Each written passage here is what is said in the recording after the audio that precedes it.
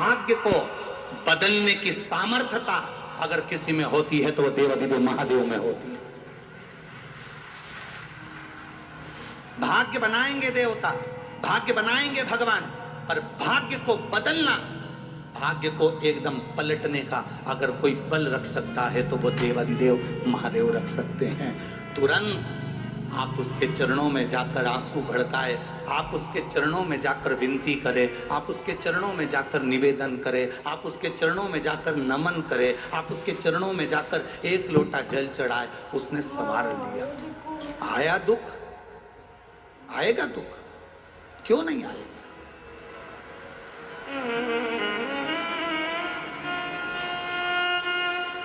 आप उसके चरणों में पहुंचे, उसने संवार।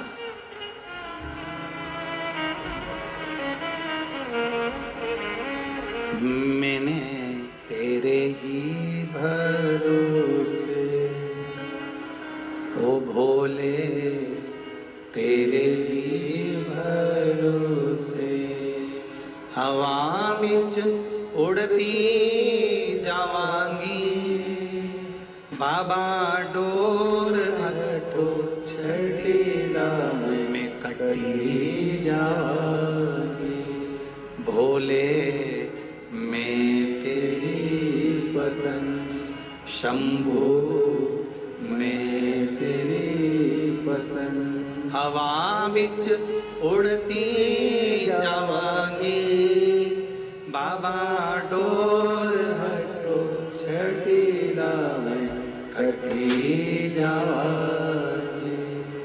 आप उसका भजन कर रहे हो, आप उसका स्मरण कर रहे हो, ढूंढेगा वो आपको।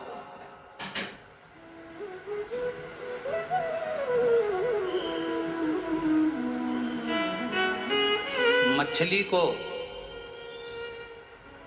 जल प्रिय होता है, पक्षी को वायु प्रिय होती है, और महादेव को एक लोटा जल प्रिय होता है। जिसमें तुम्हारा पैसा नहीं लगता, जिसमें तुम्हारा धन नहीं लगता,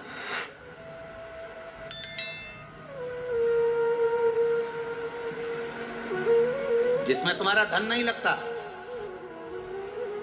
जिसमें तुम्हारा पैसा नहीं लगता। आप इतने लोग कथा में बैठे हो और इतने समय से मेरी बहनें, मेरी जीजियां और मेरे ये भाई, मेरे जीजाओं, इतने समय से आप कथा सुन रहे हो। इतने लोग बैठे हैं कथा सुनने के लिए। आपने कभी इस व्यासपीठ से सुना कि गुरुजी ने कोई पैसे की चीज बताई हो कि इसमें तुम्हारा खर्चा होगा तब तुम इसमें ऐसा करना? जब भी व्यासपीठ से बोला तो कहीं पीपल का पत्ता, कहीं आंवले का पत्ता, कहीं शमी का पत्ता, कहीं बेलपत्री का पत्ता, कहीं बेर का पत्ता, कहीं पीपल का वृक्ष, कहीं आंवले का वृक्ष, कहीं बट का वृक्ष, कहीं बेलपत्री का वृक्ष, कहीं शमी का वृक्ष, कहीं लोटा भर के जल, कहीं काली तिल, कहीं शहद, कहीं दही, कहीं दूध। बस उसी का गुणगान शिव महापुराण में।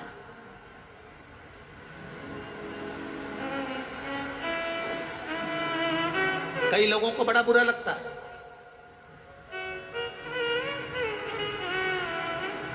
कई लोगों को लगता होगा कि महाराज जी कथा में ये सब चीजें बताते होंगे, ये सब चीजें वर्णन करते होंगे। हमारा तो आपसे भी निवेदन है, व्यासपीठ से जितनी भी चीजें आपको बताई जाती है वो सारी पुराणों में से बताई जाती है। एक एक पुराण को ध्यान से पढ़ना। गीता प्रेस गोरखपुर की एक एक पुराण अपने घर के अंदर ले आओ। मत्स्य पुराण, कूर्म पुराण, वामन पुराण, बरहा पुराण, नारद पुराण, भविष्य पुराण, गर्ग संहिता, जितनी पुराण ला सकते हो एक एक पुराण घर में लाओ। उसको धीरे धीरे एक एक लाइन को आराम आराम से पढ़ो। जितनी धीरे धीरे पढ़ोगे उतना धीरे धीरे आपके अंदर उतरते जाएगा। दुनिया के लोगों ने कहा कि सियोर वाले महाराज ने श्री शिवाय नमस्तुभ्यम मन से मंत्र निकाल दिया, वो तो धन्यवाद दूंगा। लोगों ने जब इसका विरोध करा तब ब्राह्मणों ने, संतों ने, साधुओं ने, गुरुजन ने फिर इसको शिव महापुराण पुराण में पढ़ना प्रारंभ करा। जब शिव पुराण की विद्येश्वर संहिता में लिखा हुआ मिल गया कि श्री शिवाय नमस्तुभ्यम मंत्र को बोलने वाले का केवल मुख का दर्शन कर लो तो हजारों अश्वमेध यज्ञ का पुण्य फल प्राप्त हो जाता है, तब जाकर लोग उस श्री शिवाय नमस्तुभ्यम को छोड़े। नहीं तो पकड़ कर बैठे थे कि ये मंत्र कहां से आया, ये मंत्र क्यों बोला जाए, इस मंत्र का जाप क्यों करा जाए, इसको क्यों जपा जाए, इसको क्यों बोला जाए, इसका गुणगान क्यों किया जाए। जब उसको पढ़ लिया, समझ लिया, देख लिया, तब मालूम पड़ा एक एक चीज एक एक पुराण में से निकाल कर स्मरण करें।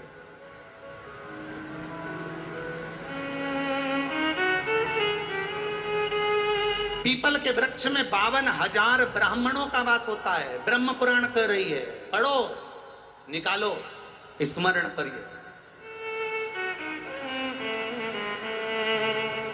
मछली को जल प्रिय है, पक्षी को वायु प्रिय है, और मेरे महादेव को एक लोटा जल प्रिय है। शिव को कुछ नहीं चाहिए तुमसे, शंकर तुमसे कुछ नहीं चाहता, उसको चाहिए ही नहीं।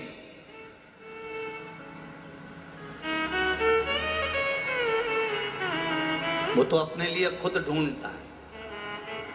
एक बार देवादिदेव महादेव माता पार्वती जी के साथ भ्रमण पर जा रहे थे। घूमते घूमते घूमते घूमते शंकर भगवान,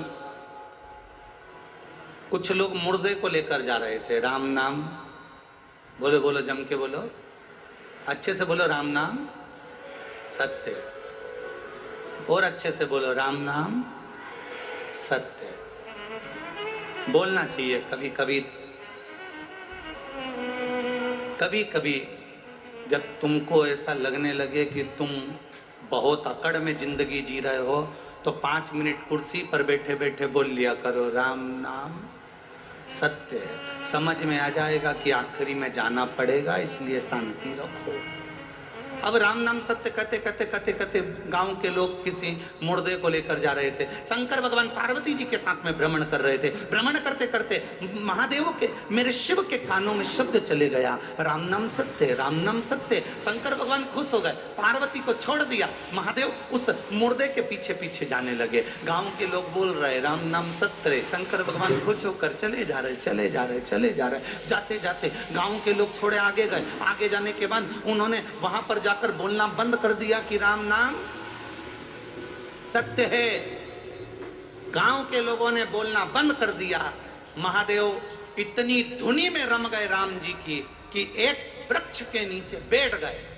बैठे, धुनी में रम गए, और गांव के लोग आगे चलकर बोलना बंद कर दिए। थोड़ी देर बाद महादेव की धुनी समाप्त हुई, और महादेव की धुनी जैसे ही समाप्त हुई, महादेव को लगा गांव के लोग बोल रहे थे, चुप क्यों हो गए, जरा जाकर देखो।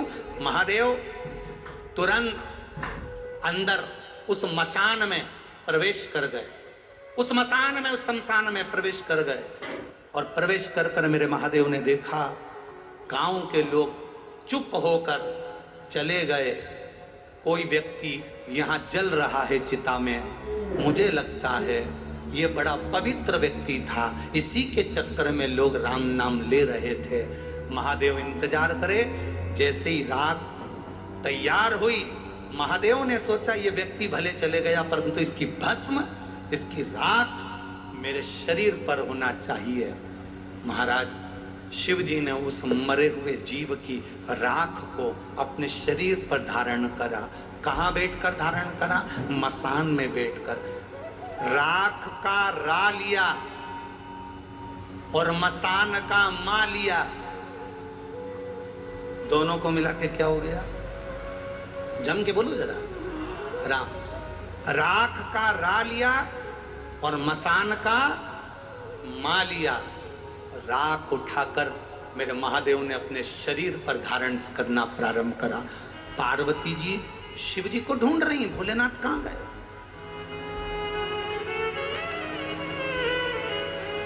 मेरे शंभु, मेरे त्रिकालदर्शी, मेरे कैलाशी, मेरे अविनाशी शिव कहां हैं?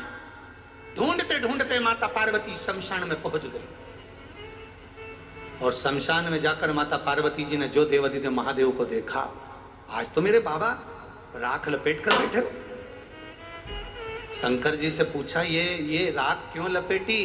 शंकर भगवान बोलते हैं, ये राख नहीं है, इसके पीछे चलने वालों ने राम राम कहा था, तो इसकी राख में भी राम समाया था। उस राम को मैंने तन पर लगाया था। ये राख नहीं, ये मेरा राम है, जिसको मैंने तन पर लपेट कर बैठा है, तन पर रमाया है। बखान क्या करूं मैं मेरे का चपटी भभूत में है खजाना कुबेर का। बखान क्या करूं मैं राखों के ढेर का, चपटी भभूत में खजाना कुबेर का। हे गंगाधर मुक्तिवार ओमकार तू, भोले ओमकार तू। आयो शरण तिहारी शंभु कारतार तू। तुम्हारे शरीर पर शमशान की राख लग जाती है तो घर पर आकर नहाते हो, और मेरे भोलेनाथ पर शमशान की राख चढ़ जाती है तो पैकेट में बंद होकर लाखों की बिक जाती है। ये महादेव है। उसके शरीर से लगा वो अमृत हो गया। शिवलिंग से राख लगी वो भस्म बन गई, शिवजी से राख लगी वो कुबेर का खजाना बन गई। जब एक राख भगवान शंकर के शिवलिंग को स्पर्श करती है, छूती है, तो वो करोड़ों की हो जाती है। और आप जब महादेव का स्पर्श करते हो तो संसार में आपकी भी कीमत बढ़ जाती है, आपकी भी कीमत।